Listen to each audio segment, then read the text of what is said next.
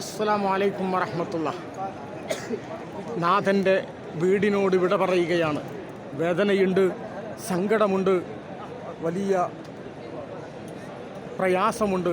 ഇൻഷാ അല്ലാഹ് തുടർന്നും പല ഘട്ടങ്ങളിൽ ഈ അനുഗ്രഹീത ഗേഹം സന്ദർശിക്കാൻ തൗഫീക്ക് നൽകണേ എന്ന ആത്മാർത്ഥമായ പ്രാർത്ഥനയോടെയും പ്രാർത്ഥിക്കാൻ വേണ്ടി വസിയത്ത് ചെയ്ത മുഴുവൻ ആളുകൾക്കും ഞങ്ങൾ പ്രാർത്ഥിച്ച പ്രാർത്ഥനകളൊക്കെ സ്വീകരിക്കണേ എന്ന ആത്മാർത്ഥമായ തേട്ടത്തോടും മക്കയും മിനയും മുസ്ദലിഫയും അറഫയും ജബലുന്നൂറും ജബലുർ റഹ്മയും നേടിത്തന്ന അതിൽ നിന്നാവാഹിച്ച ആത്മീയ ചൈതന്യം നിലനിർത്തി ജീവിതം പരിശുദ്ധിപ്പെടുത്തി മുന്നോട്ടു പോകാൻ സഹായിക്കണേ എന്ന ആത്മാർത്ഥമായ പ്രാർത്ഥനയോടും കൂടി തൽക്കാലം ഈ കാബ ഷരീഫിനോട് ഖേദത്തോടു കൂടി വിട പറയുകയാണ്. വിദാഇൻ്റെ തവാഫ് നിർവഹിച്ച് ഞങ്ങളിതാ നാട്ടിലേക്ക് തിരിക്കാനുള്ള തയ്യാറെടുപ്പിലാണ്.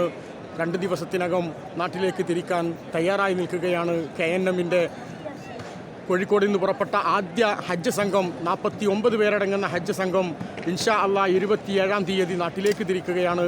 അള്ളാഹു അനുഗ്രഹിക്കട്ടെ. അസ്സലാമു അലൈക്കും.